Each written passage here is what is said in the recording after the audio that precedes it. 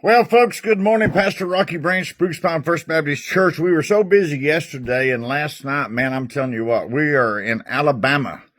We are in Alabama, USA. I'm preaching Sunday morning and Sunday night in two different churches here. And I just absolutely was unable to get this video cut earlier this morning just because of a number of different things. But anyway, good morning, good day. I don't even know what time it is. The time changes here too. I don't know, man. We've been running. Let me get this thing over here a little bit. We've been running and running and running.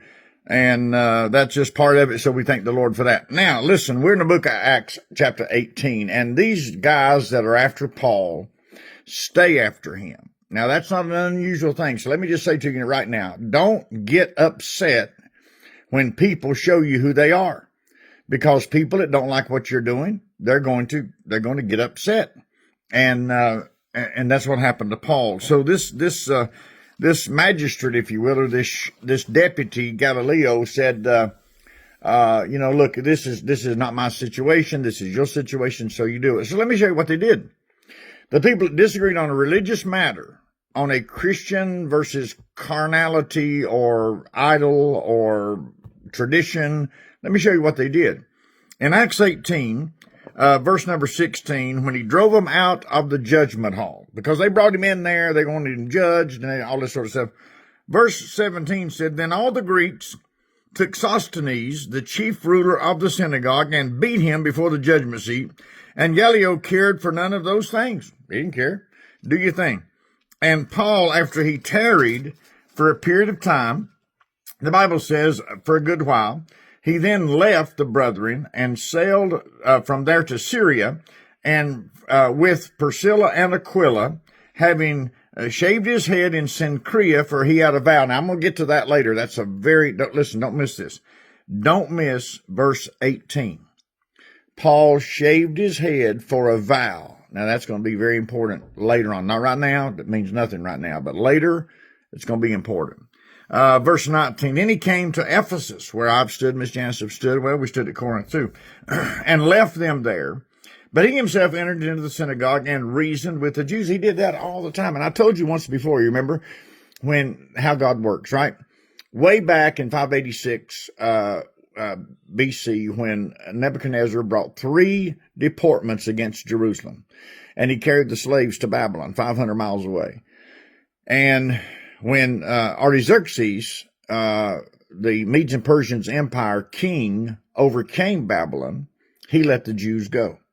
Many of them came back to Jerusalem, but many of them also went to other parts of the country. They went to Rome, Asia Minor, went to Ephesus, went to Corinth, went to Thessalonica, went to Crete, went all over the place. What did they do when they got there? This is in the Old Testament ways. This is 586, 580, right in that area. They built synagogues. So hundreds of years later, here would come Paul, right? Jesus was never in these areas. Jesus never left his birthplace more than 100 miles. So here comes Paul into these areas. Guess what he goes into? The synagogue, right? In Damascus, you remember, Acts 9. When he goes to Damascus, it's about 165 miles away from Jerusalem. He goes to Damascus and he gets converted. What does he do? He goes to the synagogue. What do they want to do? Kill him. So these synagogues are in all these towns already. So when Paul comes in, being a Jew, he's a born Greek, but he's also a Jew. He goes to the synagogue and he reasons with them about the law. He knows what's going on. It's really important. So in Ephesus here, he comes in there. He enters in and reasons with them. And when they desired, verse number 20, listen carefully now. Verse number 20, Acts 18. When they desired to tarry a longer time with them, he said no. They wanted him to stay longer, and he said no. But they begged him farewell, saying, I must by all means keep the feast that cometh to Jerusalem. That's important about the shaved head thing. Going to keep the feast in Jerusalem. I will return again unto you, and if not, and God's will, he says. And then he sailed from Ephesus, and he comes to Caesarea. Now, there's a lot going on here in Paul's life. Paul shaved his head for a vow. That's an Old Testament principle that really and truly got him in trouble. Now, there's some conflict about this reason that he did this, and we're not there yet. We'll be there later, but not today and not tomorrow. because there's too many other things in between here we got to talk about. Maybe not for a week. But anyway, we'll get to the point when he's in Jerusalem. But right now what is happening is that he's getting ready to go to Cenchrea. He's going up to salute the church. And you remember in Acts 11 when he and Barnabas took an offering from the church at Antioch? You remember, because in Acts 11, you remember they had that great famine. And then Paul and Barnabas brings a gift 300 miles from Antioch to Jerusalem. You remember Acts 11:26 especially, because Acts 11:26 says that the Christians were first called Christians in Antioch. That's 300 miles from Jerusalem. They were never called Christians in Jerusalem. They were called in Antioch. They resemble Christ. And as a result of that, Paul and Barnabas in Acts 11 brought a gift because a famine was in Jerusalem, and Herod got angry at that gift, you remember, because in Acts chapter 12, because of his anger, he sought out James, John's brother, and beheaded him. And then they locked Peter up. First time Easter is mentioned in Acts chapter 12. So he is at, Paul and Silas and Timothy are at this place. They're at this Antioch. And after he spent some time there, he left and went over to the countryside of Galatia and also Phrygia in order to strengthen all the disciples. So what he's doing, he's making a loop.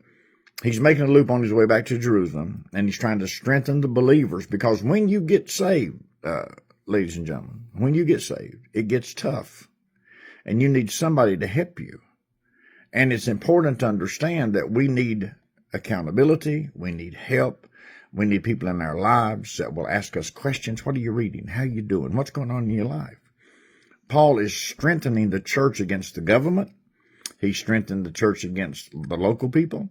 He strengthened the church against tradition. He is encouraging the church, and you and I need to encourage. That's exactly what I'm doing in Alabama. I'm going to be encouraging churches. That's exactly why I'm here, to encourage. And that's what we should be doing each day, to encourage. So I encourage you to encourage somebody else, by which you and I both get encouraged when we encourage. God bless you. Sorry I'm late, but here I am.